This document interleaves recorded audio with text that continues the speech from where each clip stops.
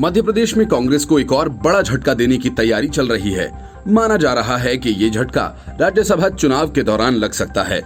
ज्योतिरादित्य सिंधिया के साथ 22 विधायकों द्वारा कांग्रेस का साथ छोड़ने से कमलनाथ की सरकार गिर गई और बीजेपी को लगभग 15 माह के बाद एक बार फिर सत्ता में आने का मौका मिल गया।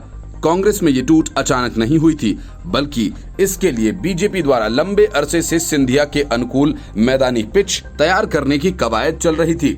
आखिरकार बीजेपी को सफलता मिली और सिंधिया कांग्रेस का साथ छोड़कर बीजेपी के साथ आ गए। राज्य में 24 विधानसभा क्षेत्रों में उपचुनाव होने वाले हैं और बीजेपी की कोशिश है कि इन चुनावों से पहले कांग्रेस को एक और झटका दिया जाए और इसके लिए उसके पास सबसे बढ़िया मौका राज्यसभा का चुनाव है और इसके लिए बीजेपी ने उन असंतुष्ट विधायकों से संपर्क साधना भी शुरू कर दिया है जो कांग्रेस के अंदर चल रही खेमेबाजी में अपने आप को पूरी तरह से सुरक्षित नहीं महसूस कर रहे।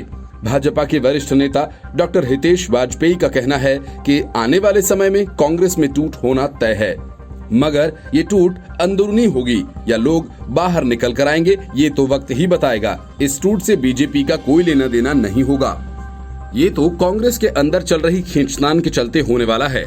सूत्रों का दावा है कि ज्योतिरादित्य सिंधिया के साथ आए तत्कालीन 22 विधायकों के अलावा कुछ और विधायक भी बीजेपी के संपर्क में थे, मगर वे ये नहीं चाहते थे कि राजनीतिक तौर पर यह संदेश जाए कि वे सिंधिया के बैनर तले बीजेपी में जा रहे हैं।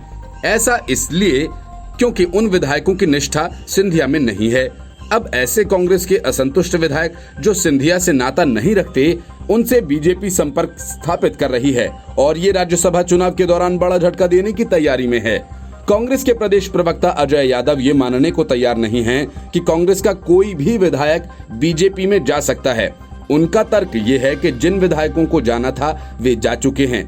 अब ऐसी स्थितियां नहीं हैं कि किसी विधायक को बीजेपी अपनी ओर खींच सके। जानकारों का मानना है कि कुछ विधायक राज्यसभा में सदस्य के तौर पर दिग्विजय सिंह को भेजने के पक्ष में नहीं हैं और इसके लिए उनकी बैठक भी हो चुकी है। विधायकों में पार्टी के प्रदेश अध्यक्ष कमलनाथ को लेकर कोई असंतोष नहीं है, मगर कई विधायक आगामी विधानसभा के उपचुनाव को लेकर राज्यसभा में दलित नेता फूल सिंह बरैया को भेजने की पैरवी करने में लगे हैं। पार्टी अगर प्राथमिकता में दिग्विजय सिंह को पहले स्थान पर रखती है तो कुछ विधायक बगावती तेवर भी अपना सकते हैं और इसी आधार पर कांग्रेस में एक और टूट हो सकती है। Bureau report, news of India.